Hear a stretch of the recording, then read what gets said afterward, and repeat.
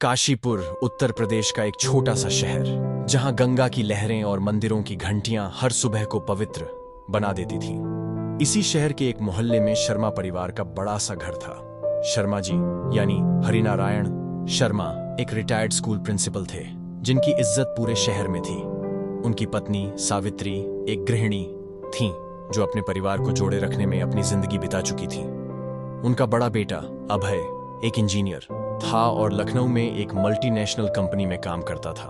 अभय की पत्नी मेघा इस कहानी की नायिका थी, एक खूबसूरत, पढ़ी लिखी और संवेदनशील महिला, जो अपने ससुराल में सबका दिल जीत चुकी थी। शर्मा परिवार में एक और अहम शख्स था, अभय का छोटा भाई निखिल।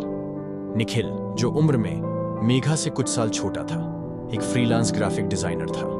वह घर पर ही रहता था और अपने काम में मशगूल रहता था।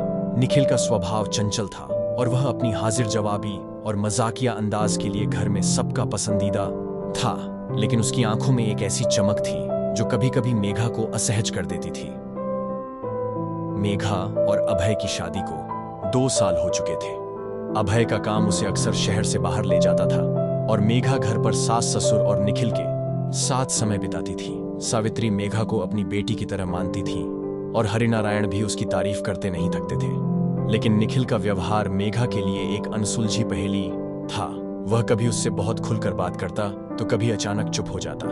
मेघा इसे उसकी उम्र का फितूर समझकर अनदेखा कर देती थी। एक दिन की बात है, जब मेघा रसोई में खाना बना रही थी, निखिल अचानक वहां आया और बोला, भाभी आप तो कमाल की कुक हैं, भैया को तो जन्नत मिल गई है। मेघा ने हंसकर जवाब दिया, बस बस इतनी तारीफ मत करो निखिल, कुछ बनाना है तो बोलो, बना दूंगी। निखिल ने मुस्कुराते हुए कहा, भाभी अगर आप मेरे लिए दिल से कुछ बनाएं तो मैं जिंदगी भर आपका शुक्रगुजार रहूंगा। मेघा को उसकी बात में कुछ अजीब सा लगा, लेकिन उसने इसे मजाक समझकर टाल दिया। लेकिन जैसे जैसे दिन बीतते गए, निखिल का व्यवहार बदलने लगा। वह मेघा के आसपास ज्यादा समय बिताने की कोशिश करता। कभी उसकी मदद के बहाने रसोई में आ जाता तो कभी उससे लंबी लंबी बातें करने लगता। मेघा को यह सब असहज करने लगा, लेकिन वह कुछ कह नहीं पाती थी। उसे डर था कि अगर उसने कुछ कहा तो परिवार में गलतफहमी हो सकती है। एक रात जब अभय लखनऊ में था, मेघा अपने कमरे में किताब पढ़ रही थी। निखिल ने दरवाजा खटखटाया और बोला, भाभी मुझे आपसे कुछ जरूरी बात करनी है। मेघा ने उसे अंदर बुलाया, लेकिन दरवाजा खुला रखा। निखिल ने हिचकिचाते हुए कहा, भाभी मैं आपसे बहुत प्यार करता हूं। मैं जानता हूं कि यह गलत है, लेकिन मैं अपने दिल को नहीं रोक पा रहा। मेघा के पैरों तले जमीन खिसक गई। उसने गुस्से में कहा, निखिल ये क्या बकवास है? मैं तुम्हारी भाभी हूं और तुम्हारा यह व्यवहार शर्मनाक है।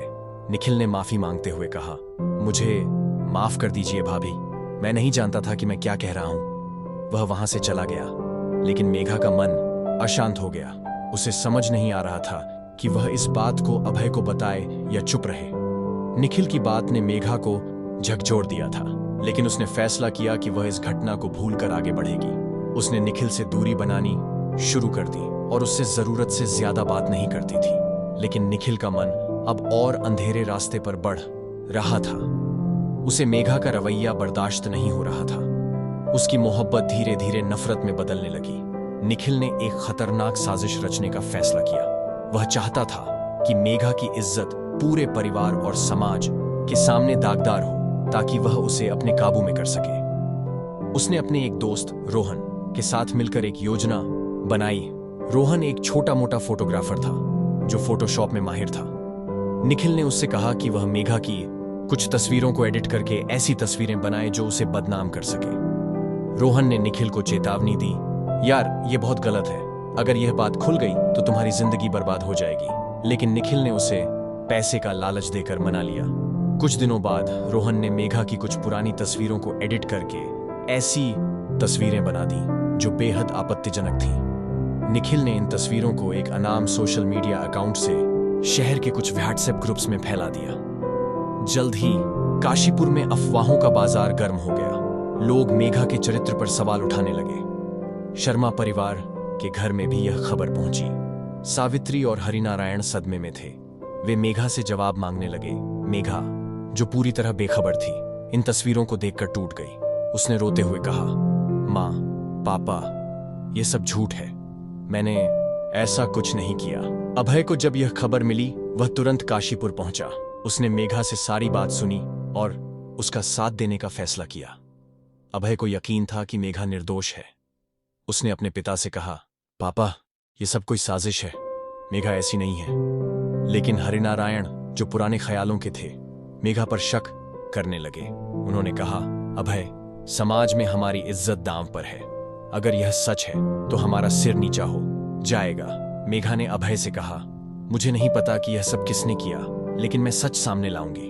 अभय ने उसे हिम्मत दी और एक स्थानीय साइबर क्राइम विशेषज्ञ राकेश से संपर्क किया। राकेश ने उन तस्वीरों की जांच शुरू की और पाया कि वे फोटोशॉप्ड थीं। उसने सोशल मीडिया अकाउंट को ट्रेस करना शुरू किया, जिससे तस्वीरें फैलाई गई थीं। इसी बीच निखिल अपने प्लान में कामयाब होता दिख रहा था।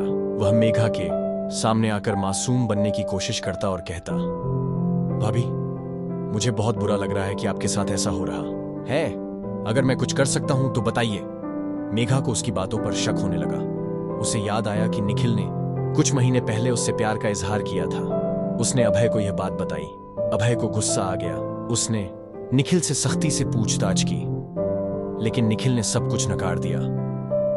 उसने कहा, भैया, आप मुझ पर शक कर रहे हैं। मैं भाभी को अपनी बहन मानता हूं, लेकिन अभय को उसकी बातों पर यकीन नहीं हुआ। राकेश की जांच ने आखिरकार निखिल के दोस्त रोहन तक पहुंचा दिया।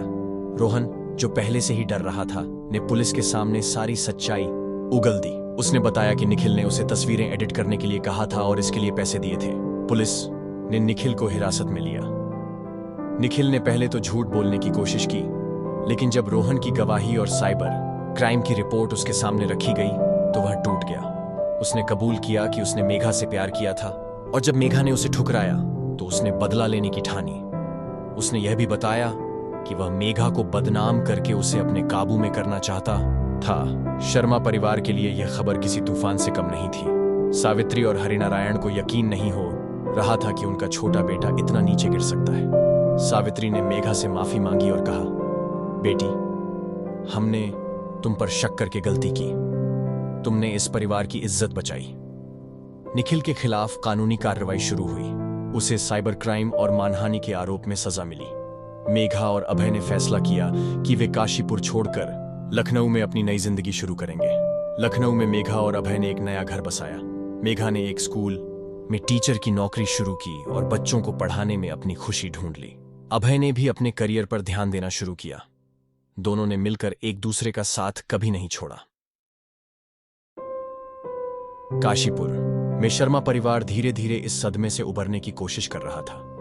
सावित्री और हरिनारायण ने मेघा को हमेशा अपनी बेटी की तरह माना और उसकी हिम्मत की तारीफ की।